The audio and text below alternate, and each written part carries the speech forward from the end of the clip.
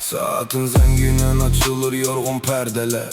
Küçede gizlenip bizi gözleyen sefiller. Masa arkasında can verir büyük hayaller. Kağızın üstüne tökülür acı suallar. Kimliğim itmiş rəqəmlərin dərin qatında. Özümü tapmıram mən dövrünün adında.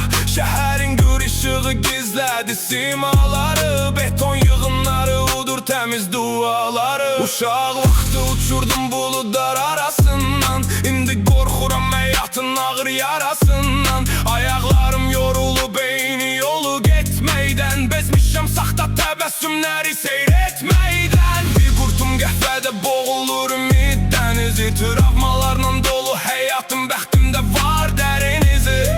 Zamanın qamçısı vurur zəif çiyinlərə. Qəliblər bənzir soyuq qaranlıq evlərə. Hər dəfə dedim əmin düzgüdəki yad adam. Məni qaranlıqda qoyanlarla tanışdığıma çox şadam. Sisyphusun daşını çiynimdə daşıyıram. Kafka cəhənnəmində mən tənha yaşayıram. Azadlıq qalıb uzaq sahillərin kənarında.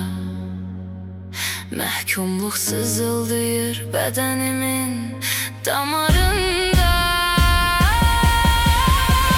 Vitrindəki kuklalar kimi düzülmüşük biz. Ruhunu satmış insanların əhatəsinə düşmüşük biz. Qovuruq özgənin mənfəət dolu xəyallarını. Unutduq vicdanın kəskin təmiz yollarını. From değirde olmak ya malik olmak. Biz seçtiği pulların içinde boğulmak. O festivalları sıxırdarız qal sinəmi. Tufanlar dağıdıb çoxdan köhnə gəmimi. İstədiyim adam zirvədən mahnı oxuyur. Olduğum kəsilsə qəfəsdən nifrət toxuyur.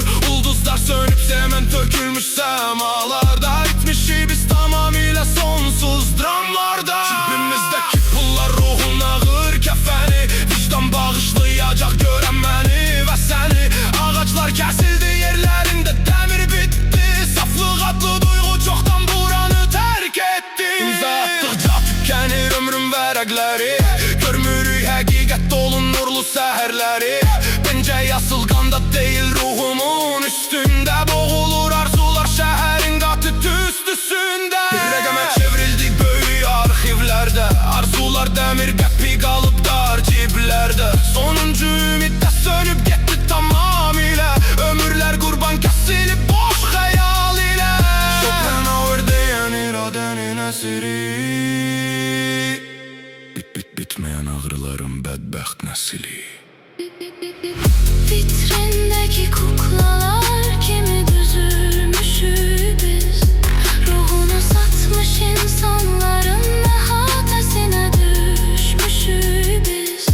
Qovuruq özgənin mənfəət dolu xəyallarını. Unutduq vicdanın kəskin təmiz yollarını.